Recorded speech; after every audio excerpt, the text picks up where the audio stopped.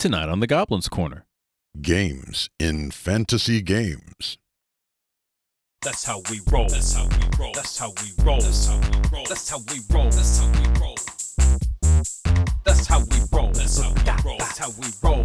Welcome to the Goblin's Corner. My name is Eric. And I'm Matt. And tonight, We're doing games in fantasy games. that's right. It's not what you think it is. Actually, it probably is what you think it is. I hope so. I hope so. So we're talking about tonight games that are in whatever fantasy role-playing game you happen to be playing. It's games all the way down. And if you're telling a story to add a little bit of dimension and some flavor to your world, Yes. how to create a game up on the fly. It's not easy sometimes. No. But what you will find is that it's easier than you think. Sure. And we're going to show you how. Yeah. And that's it, really. Sounds good. It's going to be fun. I think I'm really excited because we're going to also show some games. Yeah. Just throw some out there, see what sticks. But before we get to all of that, We've got a question of the week. all right. Is it game related, Matt? It is. Okay. So what is the question of the week? This is the first time I can say every one of our questions is game related. That's very true. Yes. Fair enough. I like that. All right. If you had to create a game on the fly, Okay. what prop would you use? There's so many props that I would want to make a game of, but I will say I would like to make a game out of a mallet. Okay. That doesn't have to be nefarious or anything like that. Everyone's thinking, oh, he's going to make a game based off of Slod, and they're going to hit somebody with a mallet. And yes, I would totally do that. Sure. And in fact, I'm probably going to do that right after we record this. Right. But there are many games with mallets. Croquet, for example. Whack-a-mole. Whack-a-mole has one, and probably other games as well. Strength test. Oh, the Giant strength, yeah, mallet. strength test is a wonderful game of chance to see if you can whack the little bell. So And Lots that's of really games. all I need, really. So Yeah. I'd say a mallet, yeah. a mallet. A mallet would be fun. All right. It's not where I thought I was going with that question, but it's 100% a correct answer. You didn't expect that, did you? No. You were thinking I didn't. something like cards or dice, Sure. and that would also be useful too. For me, I would like to go with, It's tough, it is because there's so many options. and I've thrown you a curveball. Now, can I recommend one for you? Sure. A crowbar. Much like a mallet, but you can get into many more places. We used to call the crowbar the key to the city, by the way, folks, That's correct. because it opens what? Every door. And head. Mhm. Open a skull real easy. Yep. Got a zombie apocalypse? Crowbar. Need to get into a car? Crowbar. Starting a Thieves Guild? Crowbar. Every time. What can't it do? Very few things. That's right. Heal wounds. Yeah, okay. Fair enough. No, that's literally that's pretty much it. Oh, okay, good. So what would your prop be? I like so many answers. I would want something that if we're doing a game on the fly, right? I want something that's going to be on hand. Silverware. Silverware. Yep. A game using silverware, like forks and spoons and knives and such? Yes.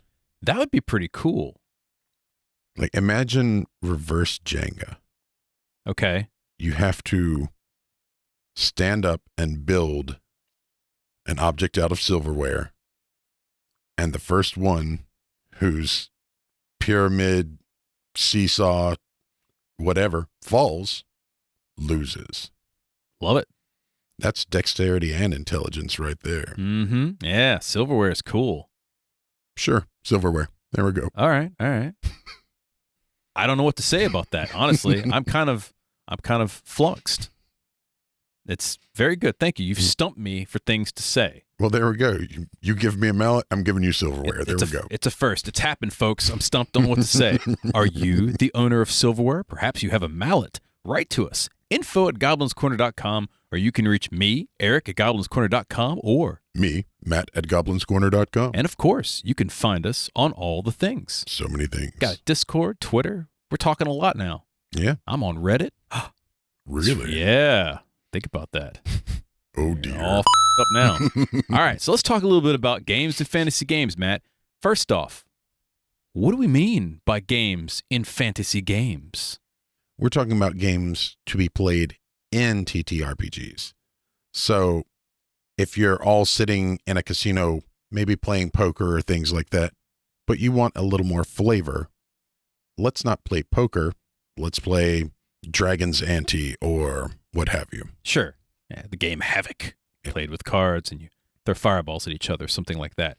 In every fantasy story that I've seen, they always kind of sprinkle in a little bit of oomph, like some games or something that's different about that fantasy world. Now, it doesn't have to necessarily include magic, which is the first thing people think of. Oh, I got to have a game and it's played with magic. And we've got one, we've built one. Right.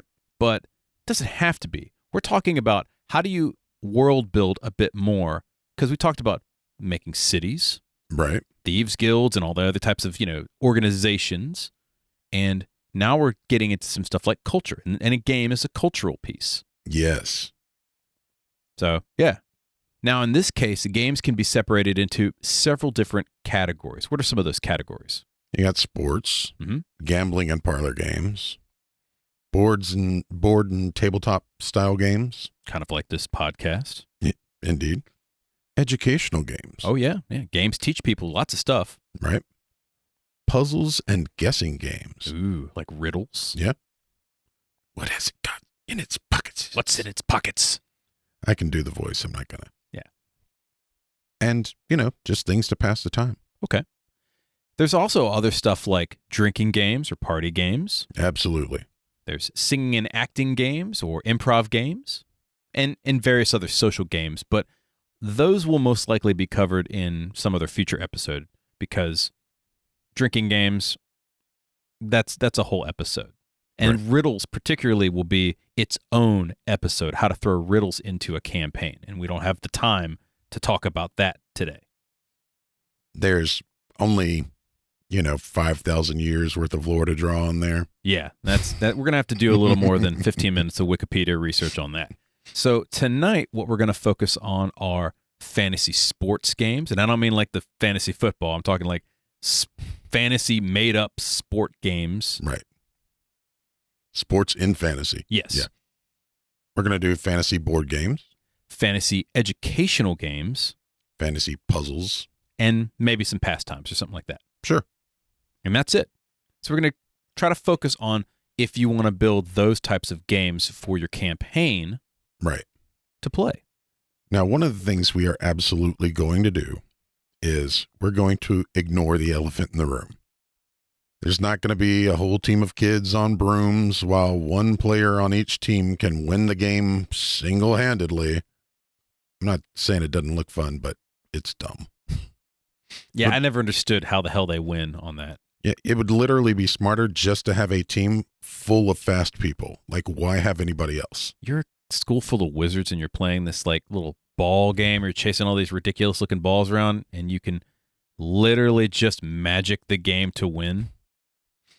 I'm just saying. Somebody explain that to me because I don't get it. Matt doesn't get it either. I bet Mosey gets it. I bet he doesn't. He may not. Yeah. Who knows? All right. Now, many of you probably at this point are asking, look, I get what you're saying, games and fantasy games, but why would you have games in your fantasy TTRPG? Or for that matter, why would you have a game in a sci-fi game? Like, what's the point? Right. Our answer, as it always is flavor. Story right? flavor. Story flavor. Yeah. Games inside a tabletop game provide interesting side stories for your story. Right. It gives characters depth, right? Like the gambler now has a game to actually play. Yeah. What are they gambling? Are they gambling with bones? Are they rolling dice? Are they playing cards? Like the huckster throwing some cards, slinging some cards around? Maybe it's roulette. Could be anything. Sure. Or if it's a game of skill, it allows you to have hustlers. Mm-hmm. Right? Because there's a difference between a gambler and a hustler. Yeah. Gamblers are good at understanding the odds. Hustlers don't play odds. They play people. Exactly. Yeah, there's a difference between a guy who's gambling at Vegas and a pool shark. Yes. And that's a different mentality. Could be similar. They could be the same. But usually they're very different in terms of like what they're trying to get at. Yes. Yeah, jokers, smokers, midnight tokers, all that sort of thing going on playing games. As we always say, the more you add in terms of lore or story to your game world enriches your game world. Exactly. It brings life to different societies that you create and the qualities that they consider important or fun.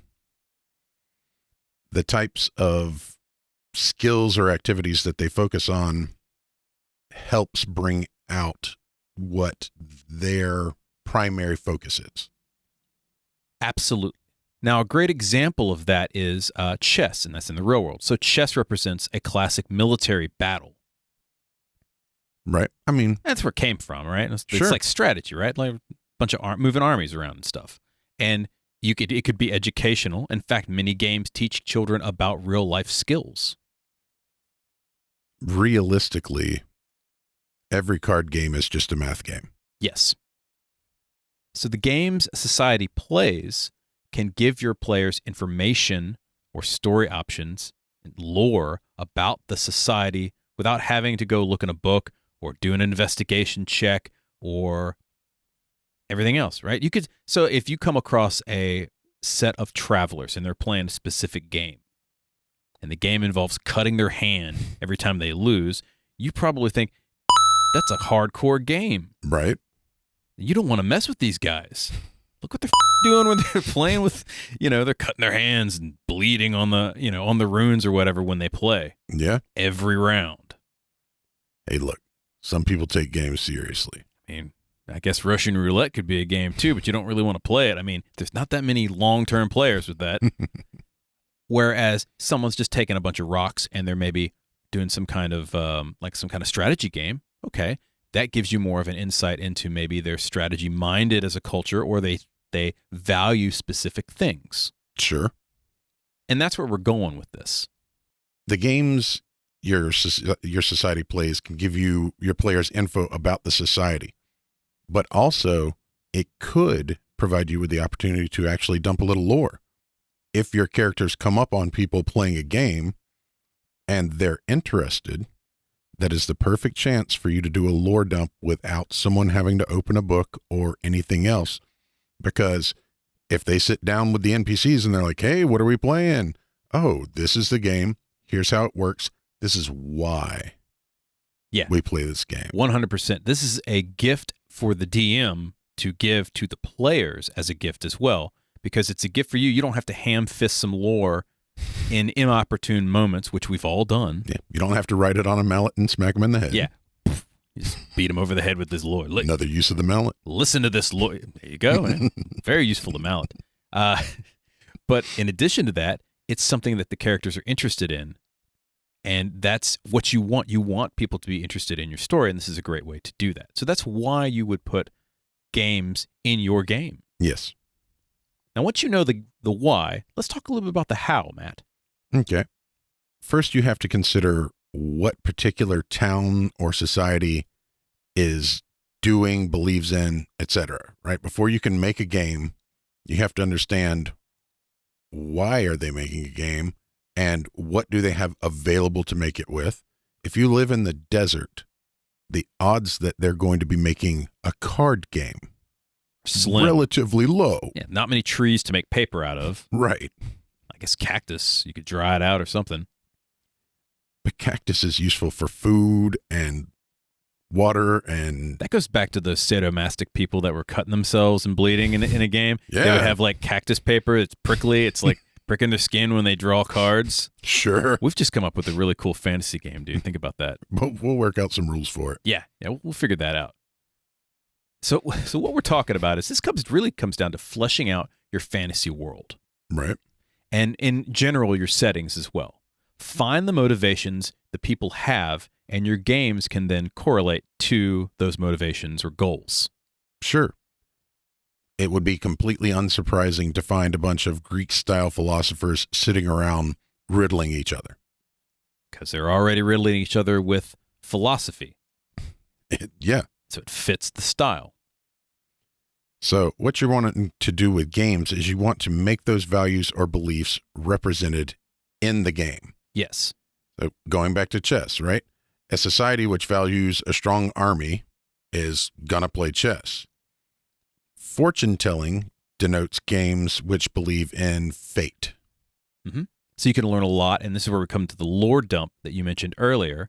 This is something you can say, hey, this society is very fate-oriented. They've got games where these stones represent maybe particular deities in your campaign or particular paths of fate, like the Web of Fate. These cards, like a tarot deck or Taroka deck in Ravenloft might actually work, but it's also played as a game. Right.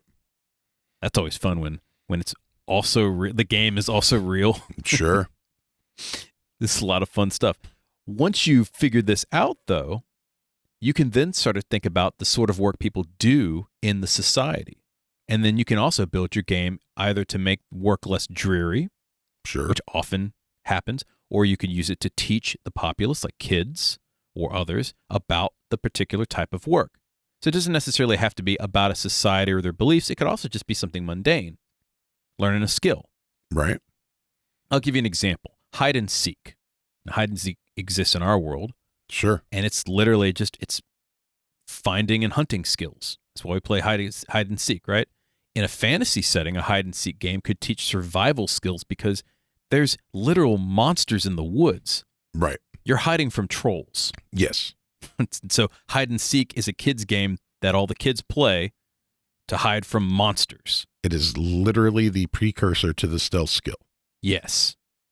Yeah. And seeking is the precursor to the survival skill. Mm-hmm.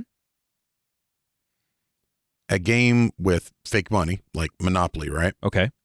might teach merchants about numbers and math and methodology. Trade skills that they can use in their day-to-day life. Yep. Yeah. A game which maybe uses like a curved stick or something like that, or a ball, might mimic the same type of movements that farmers might use when they're like moving a scythe around to thresh wheat or whatever they thresh with. Yeah. I don't know what people thresh. I just like the word.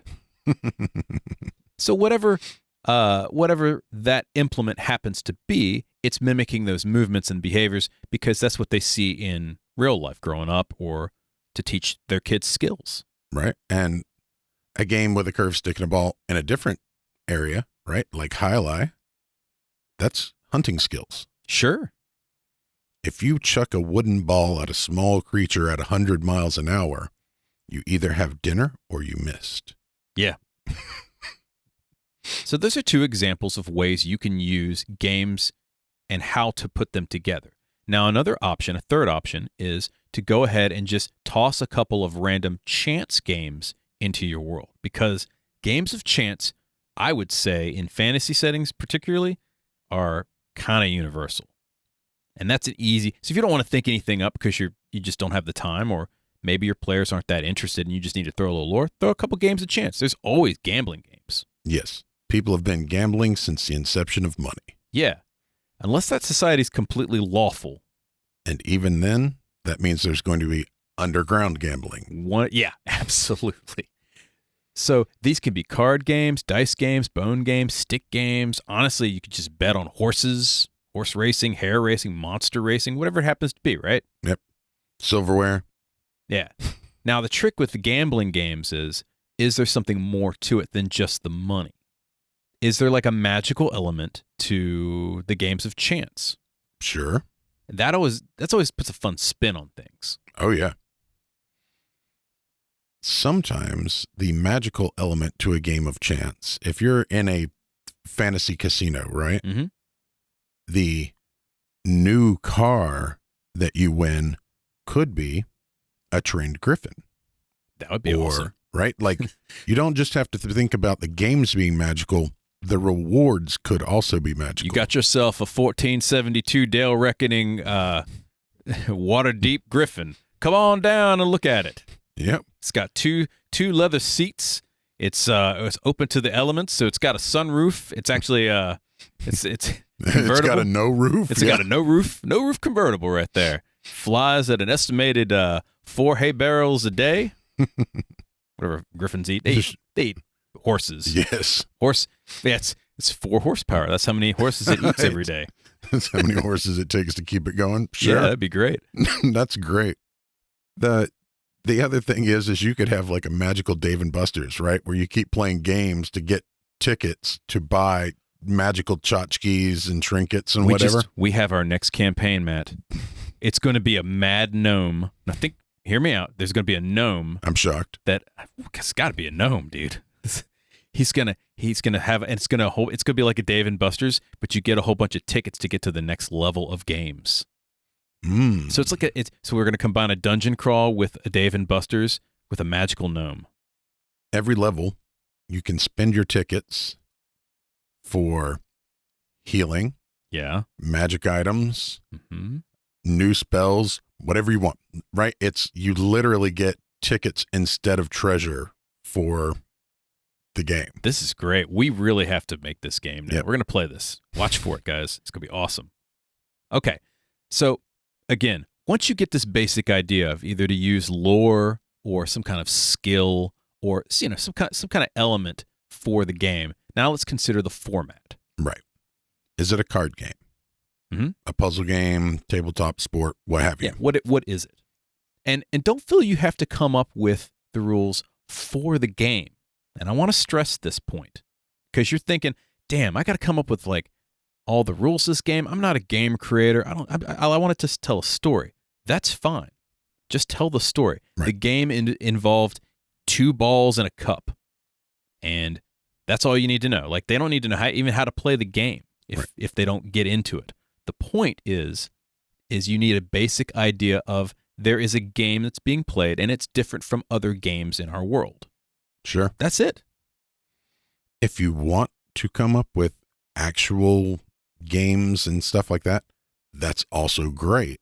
But if not, you can use the mechanics that are in place. In Dungeons and Dragons, there's literally gaming sets and kits that you can have proficiency in. Yeah. You can just do roll-offs. You can add sleight of hand if you plan on cheating, things like that. Yeah. Just remember that the games are for your story. And so just like anything else, when we talk about world building, throw a couple bullet points in. Just get the basic flavor of what the characters are doing, whether it's NPCs or PCs. And then if it becomes a thing for your players, they really get into this, then you flesh it out later on. Yeah. And if they're really into it and they seem to be really enjoying it, have them help you make the mechanics to make the actual game. If they want to play the game in game, then they can help you make it. Yeah. And that's it. Remember, this is collaborative storytelling. Yep. Just because you come up with a crazy idea for something doesn't mean you have to supply all the answers. That's what your players are for. And if in fact, if you have some players that want to create their own games that don't exist yet, do it. Absolutely. It comes in. If one of my players brought me a brand new game, I said, I want to put this in your world. All right, cool. If a player brought me a game, what I'd do is I'd play a couple rounds with them. If it seemed to be stacked towards the house, right? Like in blackjack. Right. I would put it in a casino. If it seemed to be an equal opportunity game amongst players, then I would have the players and or the NPCs play it like poker, where there is no house. It's literally everybody against everybody. At that point, as long as I know what the baseline to the game is, we're set. It goes in the game. Why not? Yeah. If it's active, make it a sport. Sure. If it's something that involves money, like you said, it could be a gambling game. If it's something that mimics something maybe that goes on in the game, it could be like an educational or puzzle game or a skill-based game. Could be a TTRPG in your TTRPG. That would be hilarious. And I think that would be, they play regular people. Yes. Managers and offices. Yeah, managers and offices. That's the game they all play. So what we're saying is there's a lot of room to expand upon your world with these types of story elements. Absolutely. All right. We're going to talk a little bit more about some options within games, and we're going to give you guys a couple of brand new games we've come up with, but we'll be right back. After these messages. You with the face. Do you like what we have to say? Help our channel rise from the depths like the mighty Godzilla. Please like and subscribe and ring the bell and do all of the necessary YouTube. What he said.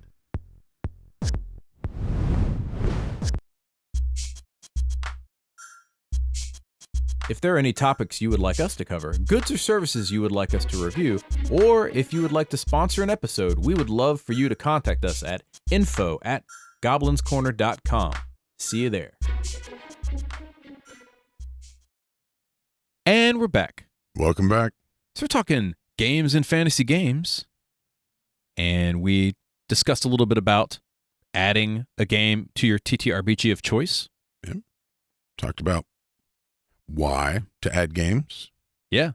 And gave you a couple of reasons in terms of lore, education, the various types of games you could put into your TTRPG. Yep.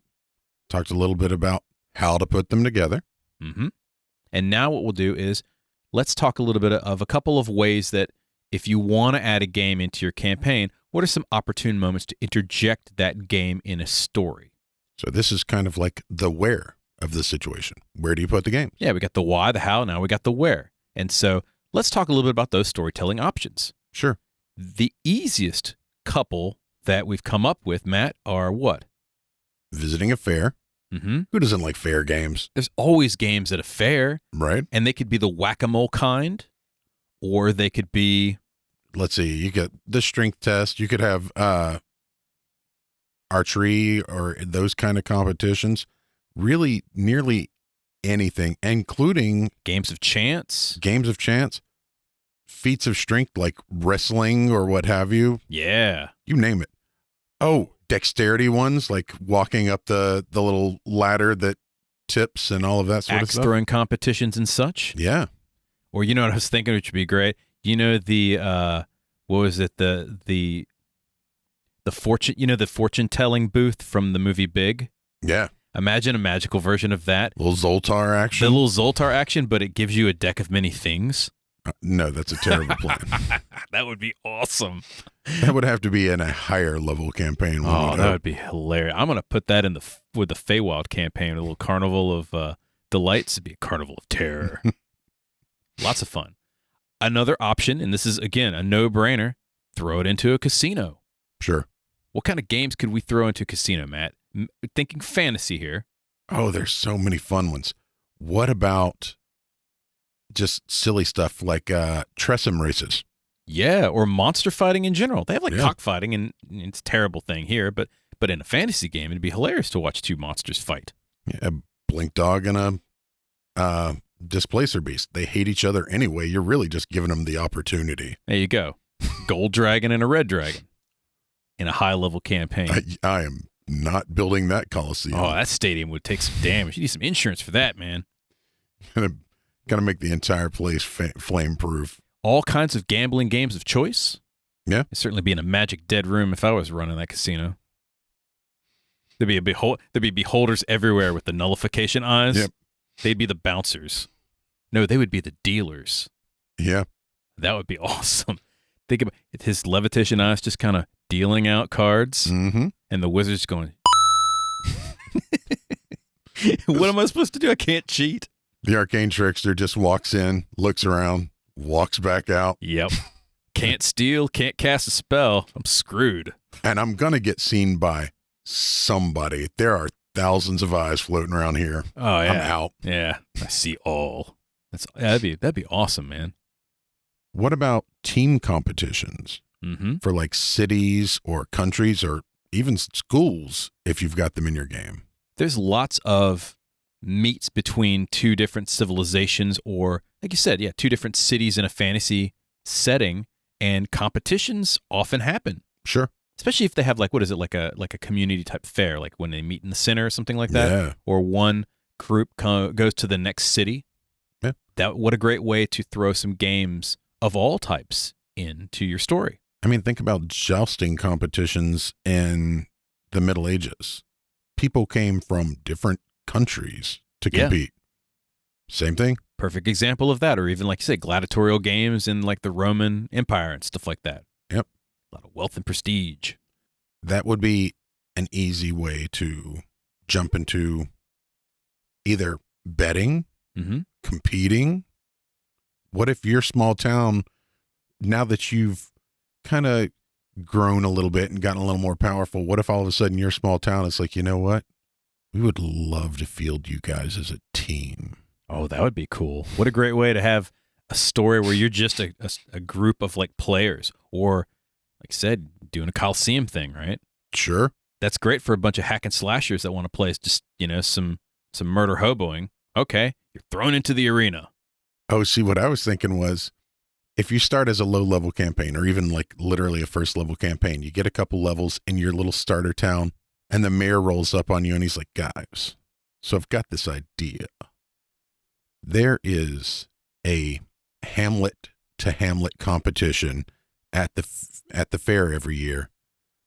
We'd like you guys to be our surprise team, because we've never fielded a team. We've never had anybody.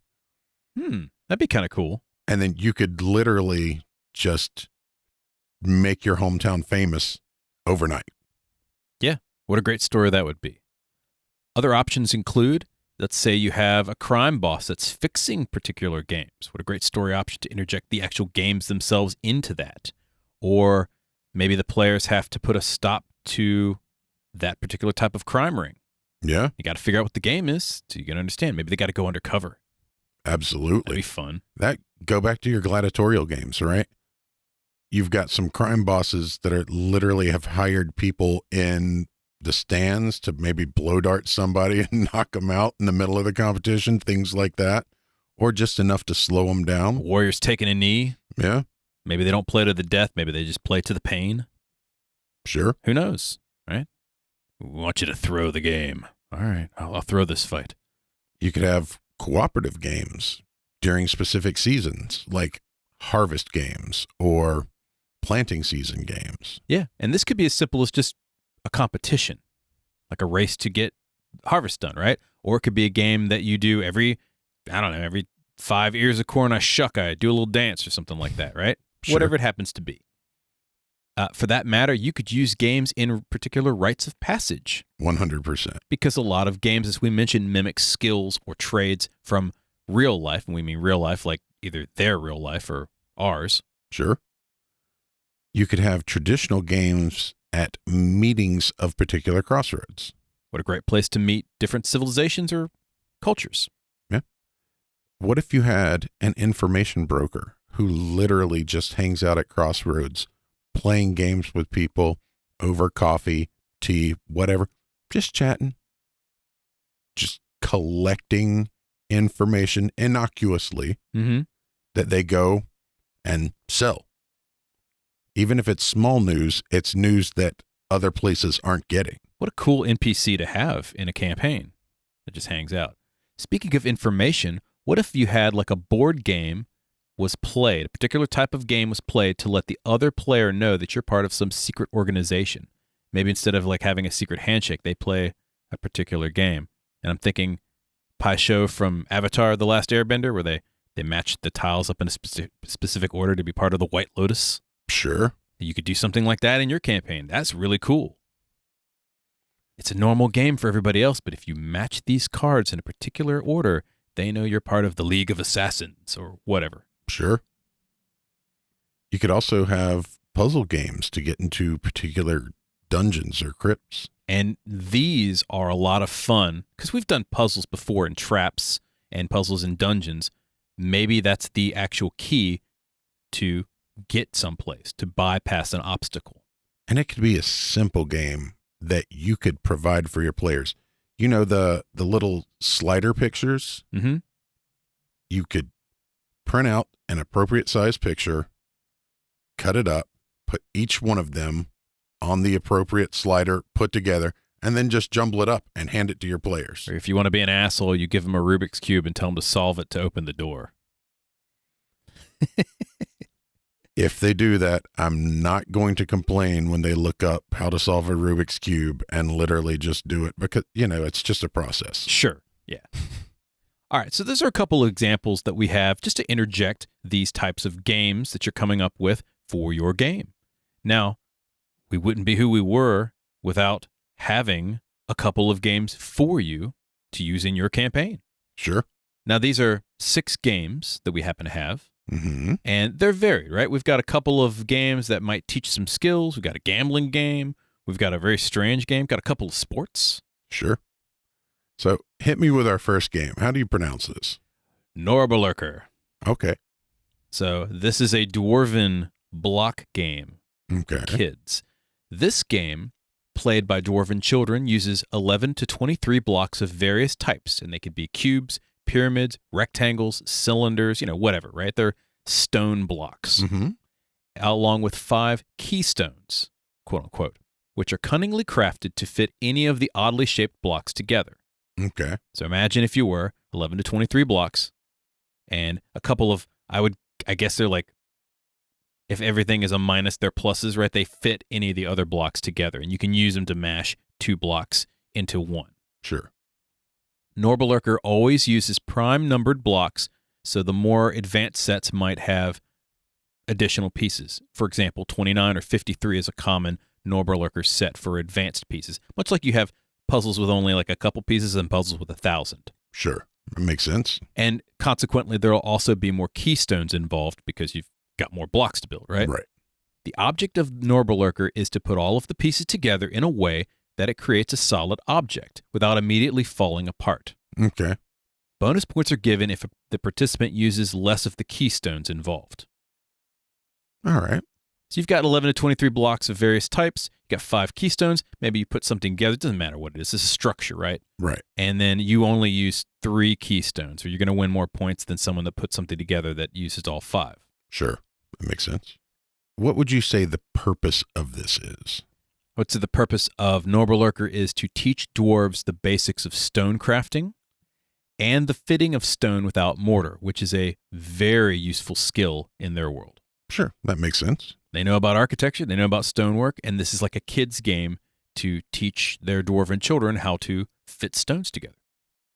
Makes perfect sense to me. What a cool game that is. Yeah. Now, the next one we've got is something you came up with, which is called Draw and Deliver. Yes. Tell me a little bit about Draw and Deliver, Matt. All right.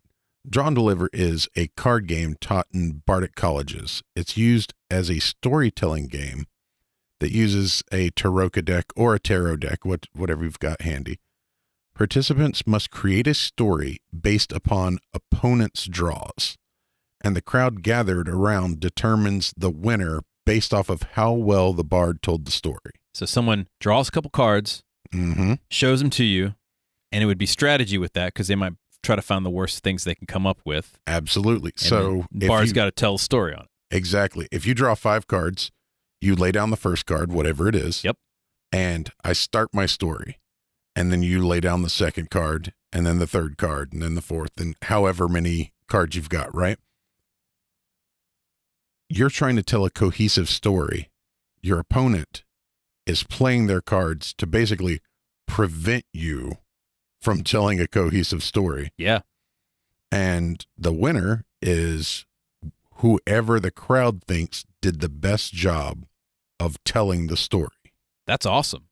That's an easy game to play. And what a great game to put into like a fantasy story. So how does this teach? Does this teach anything? Oh, absolutely. It teaches bards the ability to work crowds, Yeah. Because you got to tell a good story, right? which means you got to work that crowd a little bit. Deal with hecklers, Oh, yeah. because there's going to be hecklers everywhere. And to improv and come up with stuff on the fly. Like, this is literally part of storytelling is improv. I love this. This would be a great game to play in real life, too. And this could only be an Eric game coming up next. The game is called COG 97.18 Tax Return. Okay. You guess where this is Oh, coming yeah, from. no, Yeah. Mechanus. Practiced only on COG 97.18, somewhere in Mechanus, this is a bewildering game of forms and paper shuffling. Lesser Modrons fill out in a cordial, productive competition with each other. Okay. Group of Modrons get together. Let's do some taxes, and they try Sure. to see who can outcompete. Participants from all across the multiverse can compete, however, and many do, since the winner of the games gets a boon directly from Primus, the god of Mechanus. That's a big deal. Should they survive the blindingly arcane bureaucracy of filing and paperwork, which can melt mortal minds? Absolutely. If you survive doing the taxes of Mechanus, then you get a boon from Primus, and you should get a good one, too. Sure. Maybe that's how you get a lawful neutral warlock pact, guys. That would be cool. What a great storyline that would be. You don't even have to play the game. Like, this warlock is a warlock of Modrons or Mechanus. The Warlock of Primus. Clockwork Soul, right? Yep. Or if you're a sorcerer, how did you get your powers? I filled out taxes. That's it. That's all it is. I won. I won the tax war. And I can also see this as almost like a stomp-like percussionism, right? Where you're right, shuffle, shuffle, bang, bang, right? It's actually, there's a rhythm to all of it. Yeah, it's the Konami code. So we've got another game here, and this one's called Windaker that I've come up with. All right. And this is a sport this time. Okay. Windaker is a sport favored of Jinn, Aarakocra, and other humanoids of the plane of air. Okay. Essentially a three-dimensional game of tag. It consists of two teams, runners and taggers. You've got some team of runners, team of taggers. Okay. Think dodgeball, and you're going to get three-dimensional dodgeball. Runners must get from their start point to a randomly determined point on the playing field, which happens to be a sphere. Right. Makes sense. You start someplace, and then you have to end someplace, and you have to basically go through the line of taggers. Taggers must either tag the runners with a bag filled with sand, or they physically touch them before the runners get to the end point. Taggers always start from a higher vertical position than the runners. Sure. And there's a reason behind that. Those that get tagged are out, and those that make it to the end point without being tagged score points. Okay. Once the turn ends, the teams switch, and then the other team becomes the taggers, and the other team becomes the runners. The game ends after 10 rounds of this, with the winner being the team that has the most points. Sure. Pretty simple, right? Right. Now, this game came about in response to the way arrowhawks, and if you remember what an arrowhawk is, I do. it's if you guys don't know what an arrowhawk is, think of a hawk crossed with a pterodactyl, but it's 4 wings.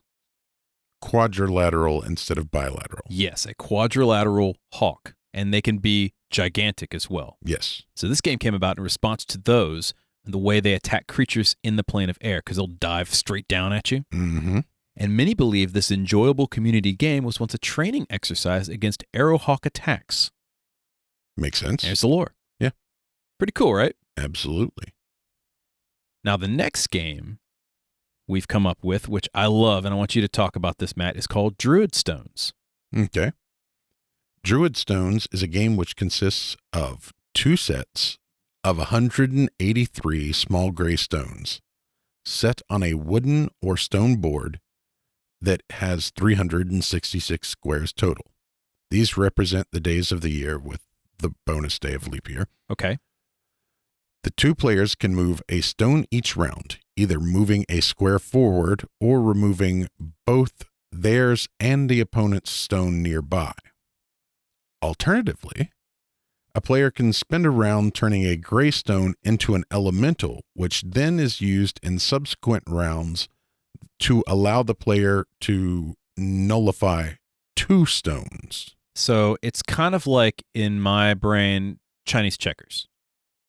Okay. So you've got all of the stones, and I can either move a stone forward to get to the other side. I can take a stone, which gets rid of my stone and their stone, or I can turn a stone into an elemental. And then the next round I can take that stone and nullify 2 stones, right? Yes. Okay, so how do they win? The game concludes when an opponent's stones are all gone and one player's stones remains. So basically, whoever ends up with stones left on the board is the winner. It's a game of attrition. Yes. And you need some strategy, because am I just going to flat out take a bunch of stones, or am I going to turn a whole bunch of stones into elementals? Someone else is going to start taking my stones while I'm turning stuff into elementals. Right.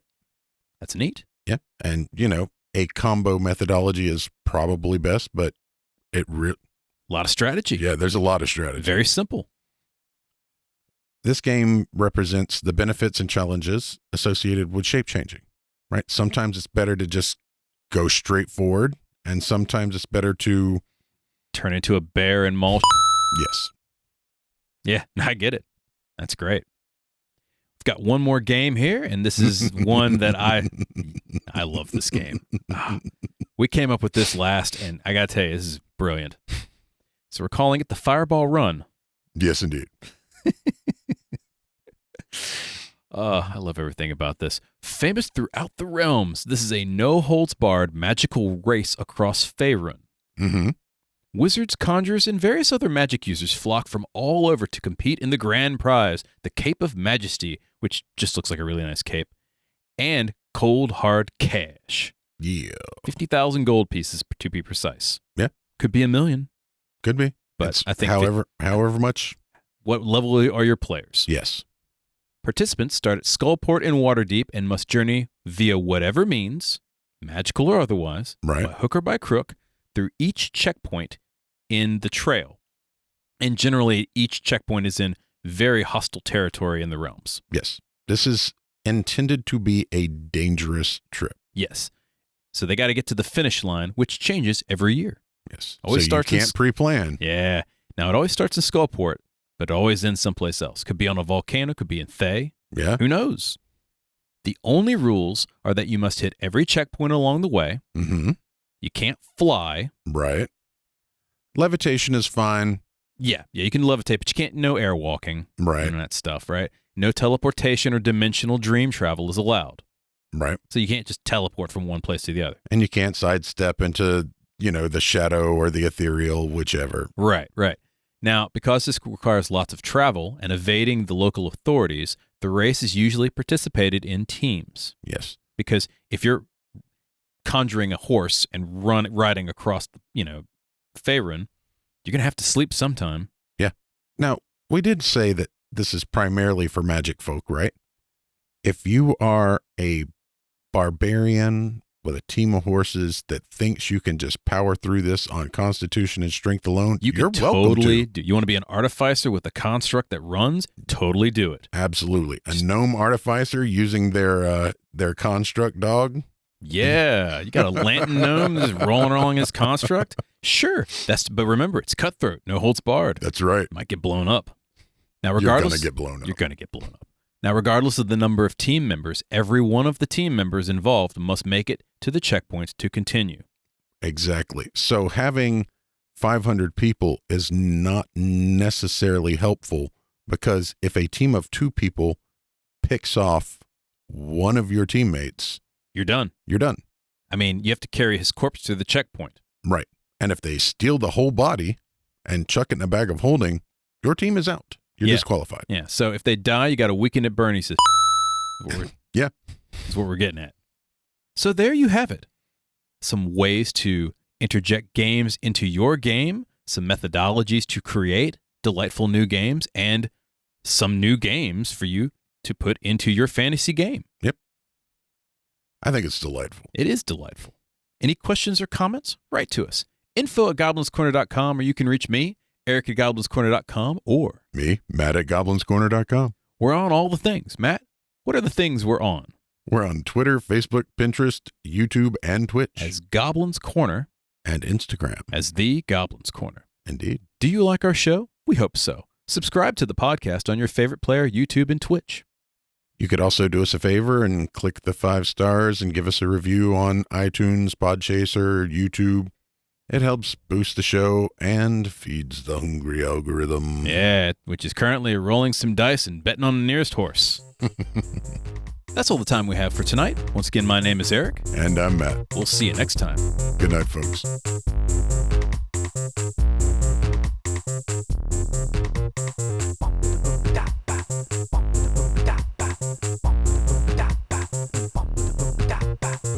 The Goblins Corner is written and produced by Eric Holden and Matt Staples.